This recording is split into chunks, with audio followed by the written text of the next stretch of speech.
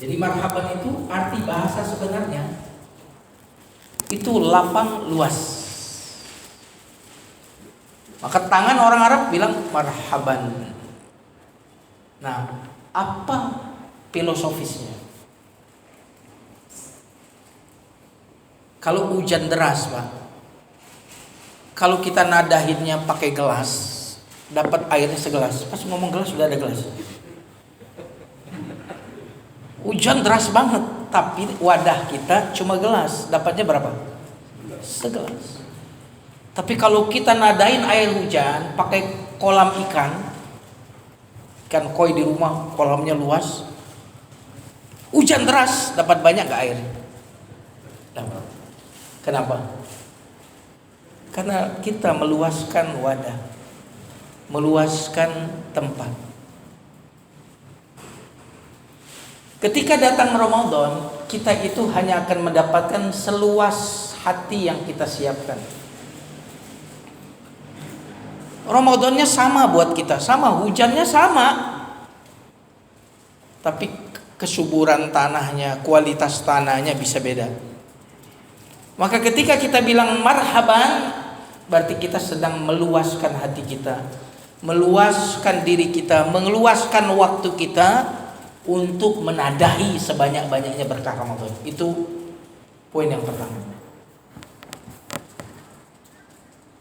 Makanya antum kan kalau kondangan pernikahan kan laparin dulu ya.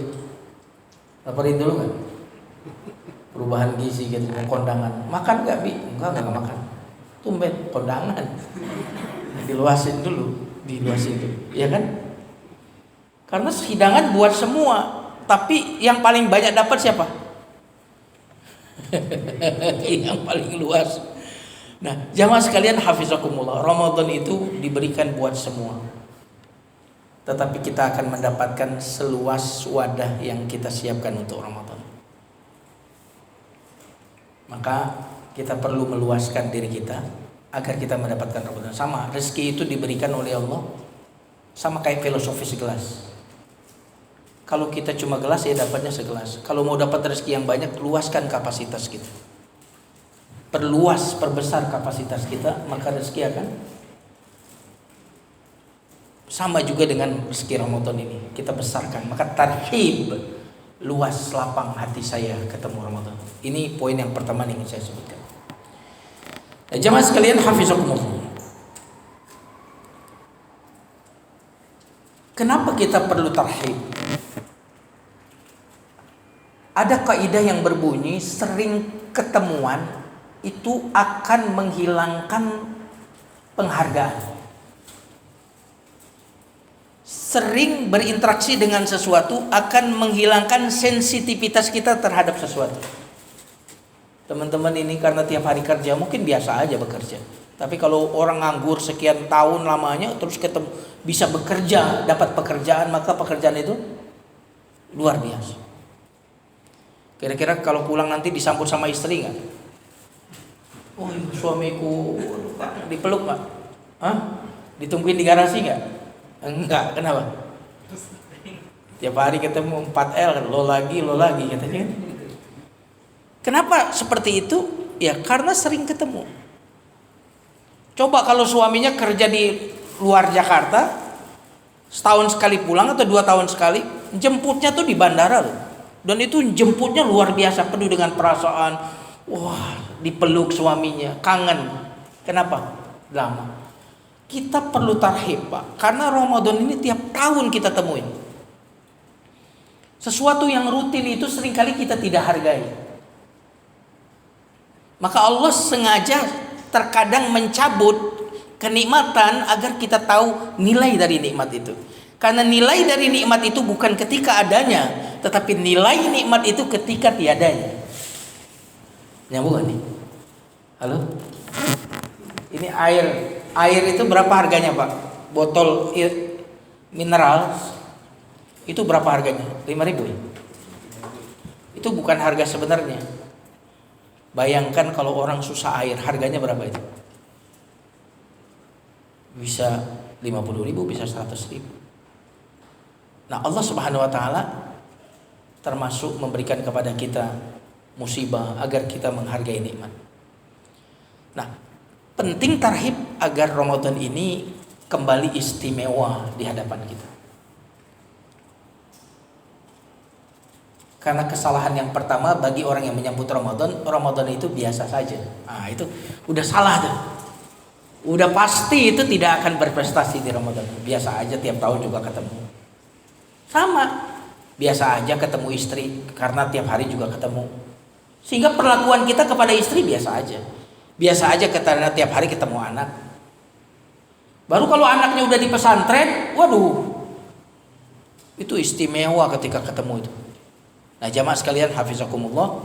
Jadi tarhib Ramadan ini, poin yang kedua adalah penting agar kembali kita membuat Ramadan itu menjadi kembali istimewa. Jangan sampai dia rutinitas.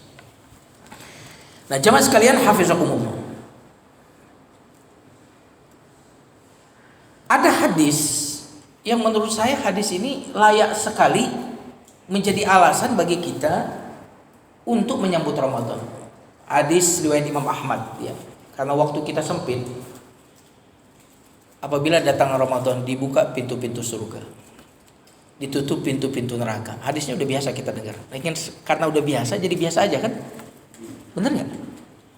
Padahal dibuka pintu-pintu surga. Buat apa Allah membuka pintu surga di Ramadan kecuali kalau dia tidak ingin memasukkan kita ke surga itu? Buat apa coba? Betul nggak? Buat apa Allah buka pintu surga di Ramadan ini kalau Allah tidak ingin memasukkan kita ke dalam surga itu? Buat apa Allah Subhanahu wa taala tutup pintu neraka itu di Ramadan ini kalau dia ingin memasukkan kita ke neraka itu? Buat apa? Buat apa Allah kemudian membelenggu setan itu kalau dia tidak ingin memudahkan kita ini berbuat baik? Buat apa Allah membuka Ramadan dengan bulan ampunan kalau dia tidak ingin mengampuni dosa kita? Bulan dibuka pintu surga, ditutup pintu neraka, dibelenggu setan. Kalau antum dengerin hadis ini, pantas banget Ramadan itu disambut. Betul atau tidak? Nah, yang menarik lagi, apabila datang Ramadan, oke ya, datang Ramadan, terjadi penyambutan. Apa? Surga membuka pintunya. Mau datang Ramadan, aku buka pintu. Neraka aku nutup. Kenapa? Ramadan mau datang, tamu penting. Terus kita biasa-biasa aja, surga aja membuka pintunya loh. Bayangkan, surga saja membuka pintunya gara-gara kedatangan apa? Neraka ditutup pintunya gara-gara itu, berarti ada sebuah keistimewaan. Maka apa bagi kita ketika datang Ramadan ini? Kalau surga membuka pintunya, neraka menutup pintunya, setan dibelenggu, lalu apa bagi kita Ramadan itu? Apa sambutan kita untuk Ramadan ini? Nah, jamaah sekalian hafizakumullah. Jadi hadis tadi menjadi alasan bagi kita untuk menyambut Ramadan. Saya mau tanya ke antum kalau datang tamu, satunya bawa proposal sumbangan masjid, satunya ngasih parcel, yang mana yang antum sambut? Halo? Jangan ada dusta di antara kita. Yang mana yang akan antum sambut? Satunya bawa proposal sumbangan pembangunan masjid, satunya bawa parcel, mana yang akan antum sambut? Halo? Nah, penyambutan kita terhadap sesuatu itu menunjukkan siapa kita. Orang-orang pencinta dunia, Pak, itu senangnya kalau dikasih dunia, Pak.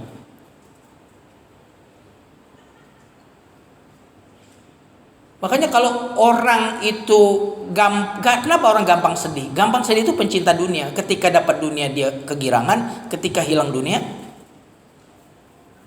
nangis. Maka kalau orang itu cintanya kepada dunia, maka dia akan labil emosinya. Orang-orang yang beriman itu, Pak, kegembiraannya beda. Maka kalau kita ingin tahu apakah keimanan kita ini bagus atau tidak, lihatlah kegembiraan kita pada apa. Semua kita gembira, tapi dengan apa kita gembira itu menunjukkan siapa kita. Allah Subhanahu wa taala berfirman di dalam surat At-Taubah ayat 124, وإذا ما أنزلت سورة فمنهم من يقول أيكم زادته هذه إيمانا فأما الذين آمنوا فزادهم إيمانا وهم يستبشرون.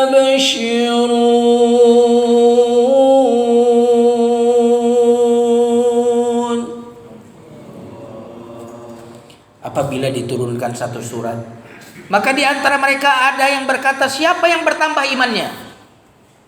Maka Allah selanjutkan, adapun orang yang beriman kalau turun Quran tambah iman. Dan dengar Quran mereka bergembira. Subhanallah. Dengan apa? Gembira. Dengan Quran. Kalau orang pencinta dunia itu sebagaimana Qarun, fa kharaja ala qaumihi fi zinatih al-qasas. Qarun keluar rumahnya pakai pakaian mewah dengan perhiasannya. Qala alladziina yuriduna al-hayata ad-dunya ya laita lana mithla ma utiya Qarun. Orang-orang pencinta dunia ketika melihat Qarun, andaikan kami mendapatkan apa yang didapatkan oleh Qarun. Disebut oleh Al-Qur'an pencinta dunia. Kira-kira kalau ngelihat seorang alim ya naik motornya bukan motor yang sekarang, tapi motornya Vespa tua. Halo, tapi alim. Terus satu ada orang yang sholat enggak, puasa enggak, ya bawa mobilnya Alphard. Antum waktu ketemu dua orang ini, satunya alim, satunya orang kaya, di dalam hati antum kepengen seperti yang mana? Halo, andaikan aku yang mana? Halo, andaikan aku yang mana? Yang satu, yang Alphard atau yang bawa motor Vespa tua tadi? Jangan ada dusta di antara kita. Qala alladziina yuriduna al-hayata ad-dunya ya laita lana mithla ma utiya Qarun. Kata orang-orang yang menginginkan dunia, andaikan aku mendapatkan sebagaimana yang didapatkan oleh Qarun. Jadi kita lihat di Ramadan ini, kita ini pencinta dunia atau pencinta akhirat? Kalau kita biasa-biasa saja, nggak ada senang-senangnya, nggak ada antusiasnya, maka ketahuilah bahwa kita itu pencinta dunia. Makanya yang dipanggil oleh Allah itu puasa itu ya ayyuhalladzina amanu. Nah, orang yang beriman nih ketika di-trigger atau dipicu, wahai orang beriman, langsung kalau orang beriman tuh apa ya? Ada perintah yang mau dilakukan atau ada larangan yang mau ditinggalkan. Selalu begitu. Karena orang yang beriman tuh waqalu sami'na wa ata'na. Nah, jemaah sekalian yang dimuliakan Allah, katakan kepadaku apa yang membahagiakanmu, maka aku akan tahu siapa dirimu. Maka poin yang pertama atau entah yang keberapa tadi ceramah saya, nggak pakai urutan, sambutlah Ramadan ini dengan bahagia. Kalau orang bahagia dengan dunia, antum bahagia dengan ibadah. Kalau dunia itu diberikan kepada Fir'aun, diberikan kepada Qarun, juga diberikan kepada Nabi Sulaiman. Berarti kalau dalam orang diberi harta itu tidak menjadi pembeda istimewa. Buktinya Qarun diberi, Nabi Sulaiman diberi, Fir'aun diberi, Nabi Yusuf diberi. Berarti harta itu bukan pembeda kalau kita istimewa. Nah, orang yang beriman merasa istimewa jemaah sekalian ketika dia dipilihkan oleh Allah untuk bertemu dengan Ramadan. Antum merasa istimewa nggak? Merasa istimewa nggak? Tetangga sebelah COVID meninggal, ya Allah, melewati rumah kita COVID. Bener nggak? Belakang rumah kena, melewati rumah kita, ya Allah. Ya walaupun kita tentu boleh jadi bagi yang sudah kena dan meninggal itu baik buat mereka, gitu. Tetapi kita masih dipertemukan dengan Ramadan. Ada hadis yang diriwayatkan oleh Imam Ahmad. Kalau di Indonesia ini ada Bali, di zaman Nabi juga ada suku namanya suku Bali. Dalam hadis riwayat Imam Ahmad. Tapi jangan samain Bali di sini ya. Dulu namanya suku Bali. 2 orang masuk Islam. 2 orang masuk Islam. Tidak lama kemudian 2 orang ini ikut berperang. Dalam peperangan itu salah satunya gugur syahid di jalan Allah. Satunya selamat. Masih hidup dia sampai tahun depan ketemu Ramadan. Ini hadisnya saya ceritakan ya, riwayat Imam Ahmad ya. Kalau tidak salah hadisnya itu riwayat Imam Ahmad. Betul, riwayat Imam Ahmad. Panjang kalau saya baca hadisnya panjang. Ini 2 laki-laki min Bali, Hai, ya disebut sini. Dari suku Bali. Nah, setelah setahun baru yang kedua ini meninggal dunia. Seorang sahabat, ya, Talha bin Ubaidillah itu bermimpi. Mimpi dia dilihatin surga. Pas dia lihat surga, dia lihat yang masuk surga itu yang pertama masuk surga adalah yang mati belakangan, bukan mati dalam peperangan. Baru setelah itu masuk surga, urutan yang berikutnya adalah yang tadi mati dalam peperangan, gugur dalam peperangan. Ketika dia terbangun, dia adukan kepada Rasulullah. Ya Rasulullah, aku mimpi. Dalam mimpi itu aku melihat 2 orang yang masuk Islam dari Bali itu, suku Bali itu. Ini kesamaan nama aja ya, jangan suku Bali. Bikin kesamaan nama aja. Itu yang masuk surga duluan ya Rasulullah adalah justru yang tidak mati di medan tempur, tetapi yang mati belakangan setahun berikutnya. Heran ya, apa kata Rasulullah SAW? Dengarkan ini antum biar tahu betapa bahagianya kita, betapa spesialnya kita. Spesial banget, demi Allah spesial banget. Kata Nabi sallallahu alaihi wasallam, "Alaysa qad shoma ba'dahu Ramadan?" Bukankah yang mati belakangan, yang meninggal belakangan itu masih sempat puasa Ramadan lagi? Wa shalla 6,000 rakaat. Bukankah dia juga sempat, karena dia hidup setahun lagi itu dia bisa sholat sebanyak 6.000 rakaat. Kira-kira kalau hadis ini kita renungkan, berarti yang meninggal 2 hari yang lalu pasti dia berdoa, ya Allah, coba meninggalnya Ramadan sehari aja. Subhanallah. Bayangkan Pak, hadis ini ingin mengatakan bahwa panjang umur yang diisi dengan ketaatan itu lebih baik daripada pendek umur meskipun matinya di dalam medan perang.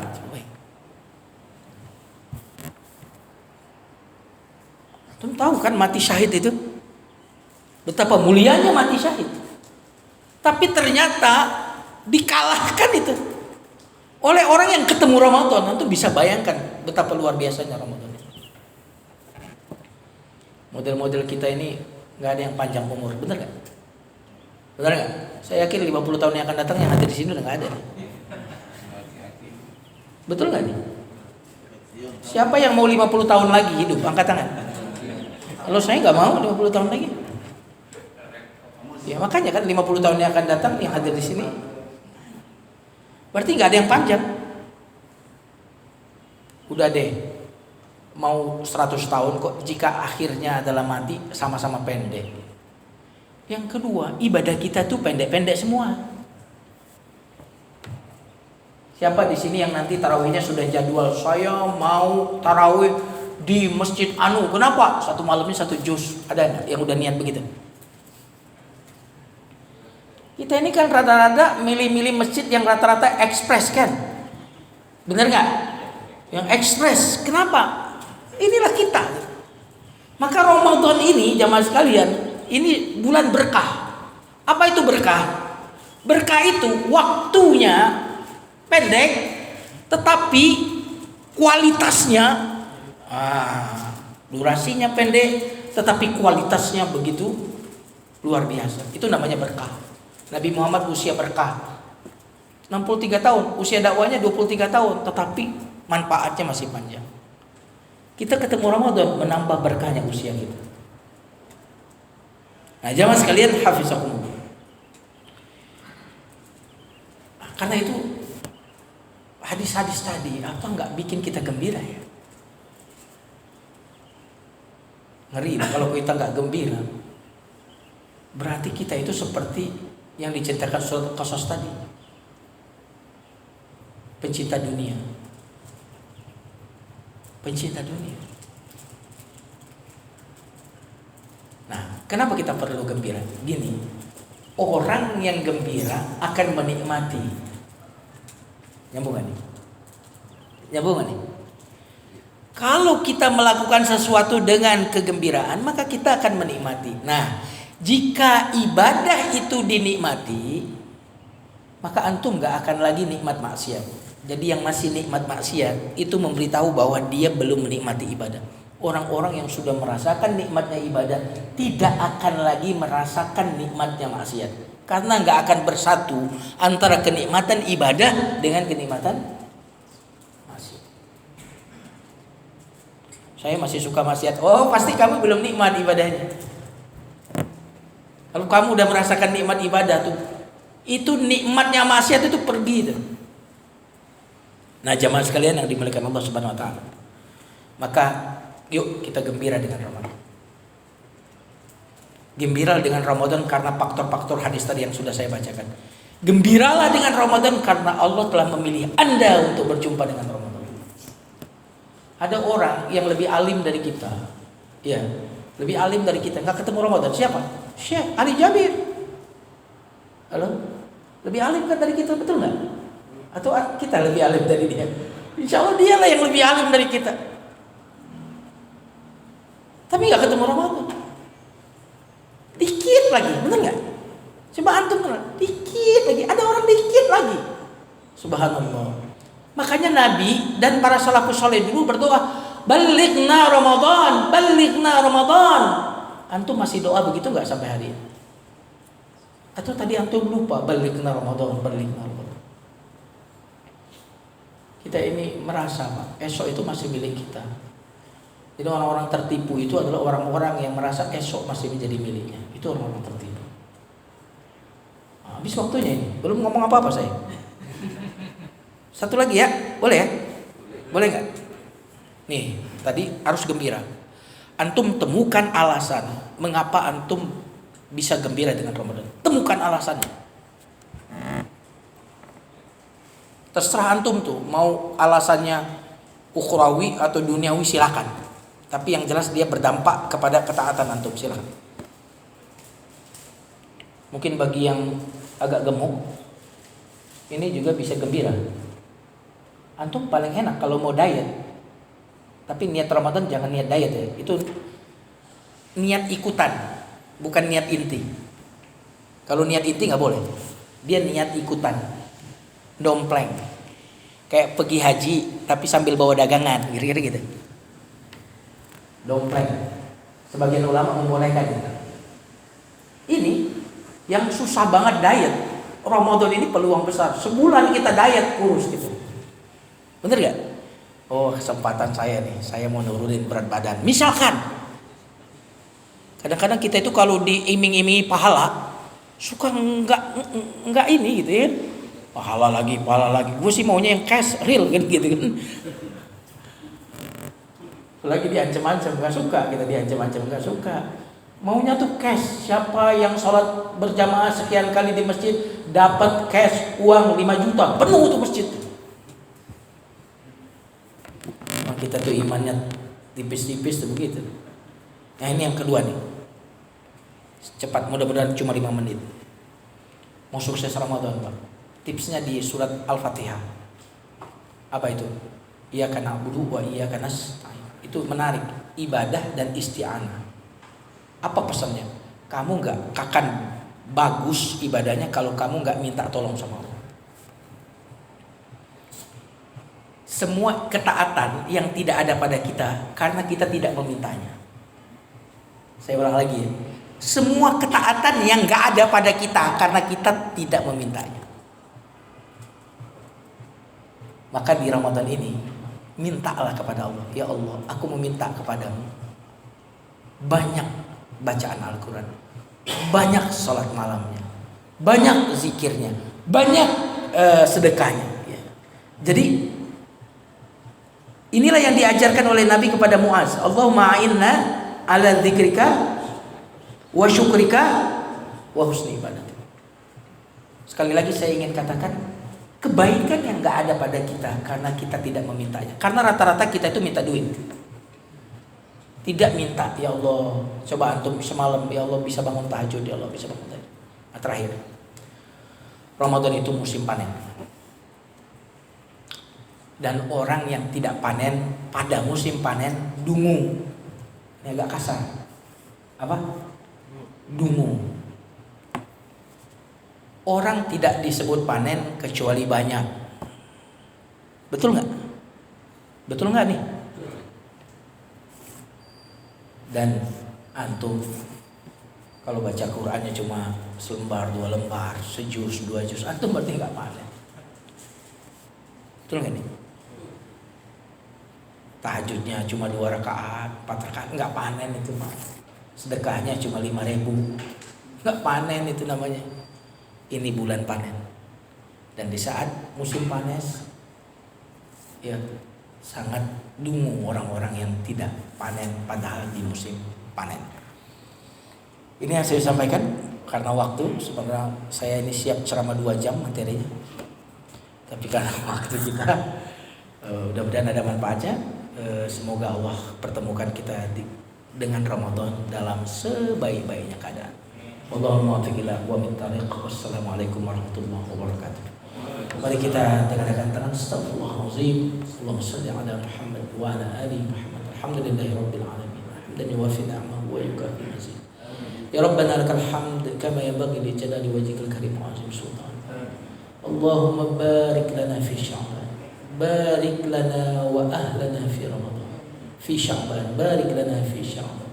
Wa ballighna wa ahlana Ramadan. Wa ballighna wa ahlana Ramadan fi ahsani hal. في صحة وعافية. اللهم أعنا على ذكرك وشكرك وحسن عبادتك. ربنا آتنا في الدنيا حسنة وفي الآخرة حسنة وقنا عذاب النار. سبحان ربك رب العزة عما يصفون وسلام على المرسلين الحمد لله رب العالمين. بارك الله لي ولكم والسلام عليكم ورحمة الله وبركاته.